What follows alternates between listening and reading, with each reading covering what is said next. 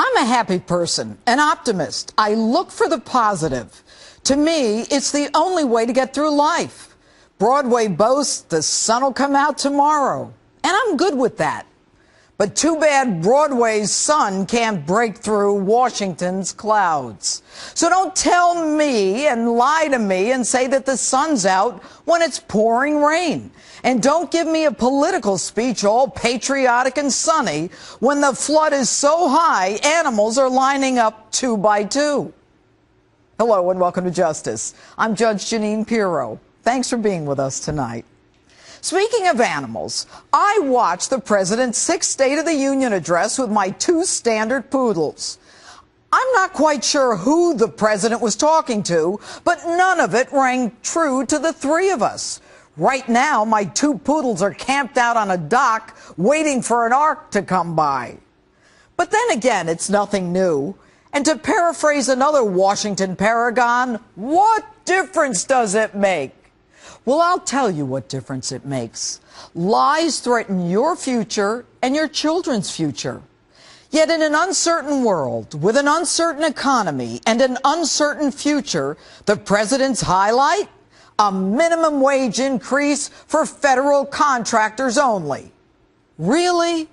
You talk minimum wage while Iran races toward a nuclear weapon, while you reverse the sanctions against Iran as people with terminal illnesses lose their health care because you lied to all of them.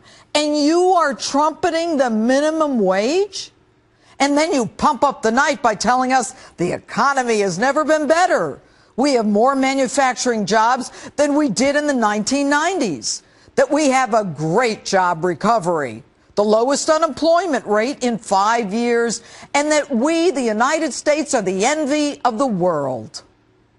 The United States is better positioned for the 21st century than any other nation on earth.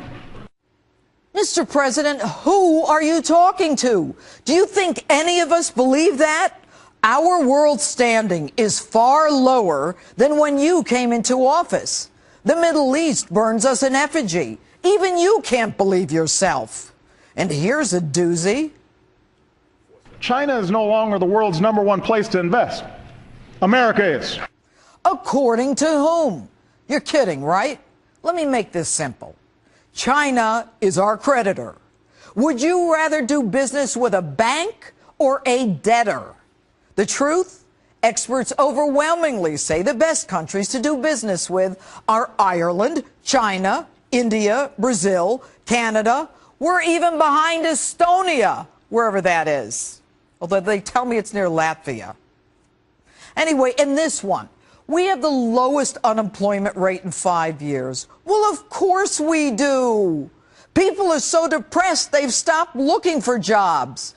And if there's such great job creation, why do we need to continuously extend unemployment benefits?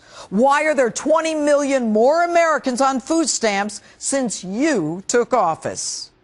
You want to up the minimum wage so more can attain the American dream.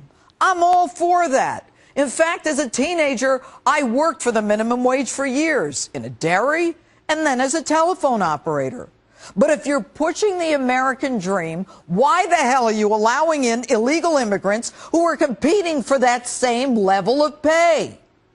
Now, of course, everything in Washington is everyone else's fault. And you tell Congress to get those bills to your desk to put more Americans back to work. And if Congress wants to help, you can concentrate funding on proven programs that connect more ready-to-work Americans with ready-to-be-filled jobs. Excuse me, ready-to-be-filled jobs for ready-to-work Americans? Sounds a lot like those shovel-ready jobs that weren't so shovel-ready after you put $800 billion of our hard-earned tax dollars in the stimulus. That one didn't work out so well, now did it? Folks, the truth, it's all theater. And speaking of theater, Mr. President, what's with the Mad Men analogy? It is time to do away with workplace policies that belong in a Mad Men episode. You say that women still make 77 cents for every dollar a man earns? A woman deserves equal pay for equal work? Last time I gave that speech was 20 years ago. Have you ever heard of the Equal Pay Act of 1963, Title VII of the Civil Rights Act, or the Lilly Ledbetter Fair Pay Act? How dumb do you think we really are? And Mr. President, here's a thought.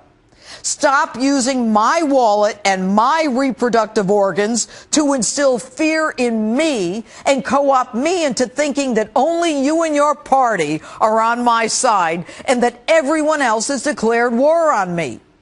Stop pandering, deceiving, and bullying us into thinking that we women are victims. We're doing just fine. Thank you very much.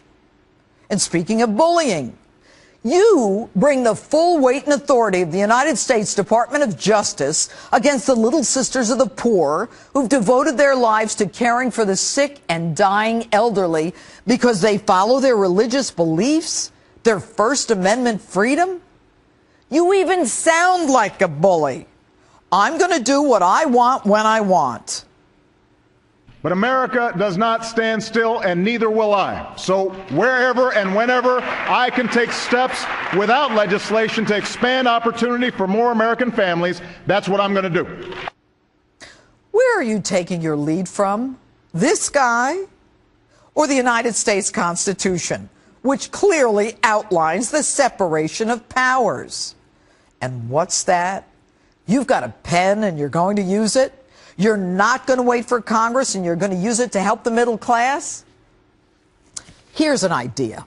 Take that pen and approve the Keystone Pipeline. Your State Department, after 2 years and countless environmental impact statements, says it's safe. The issue, you're not even going to get to it till this summer. Why? Thousands of American jobs, not to mention a boon to the local economy. Long-term energy independence. Sign it. You got a pen and you're going to use it? Take that pen and send a memo to Eric Holder to stop your crusade against Catholics and the Little Sisters of the Poor. You're going after the Little Sisters of the Poor is your war on women. And you've got a pen and you're going to use it? Take that pen and force the private sector to protect our grid against the electromagnetic pulse. And your Obamacare numbers, they ain't so rosy either. Don't try to kid us into thinking that all is well when people with terminal illnesses have lost their insurance and more are signing up for Medicaid than anything else. You say that we're coming together, but you won't reach across the aisle. You call your political opponents arsonists and terrorists. You belittle anyone who disagrees with you.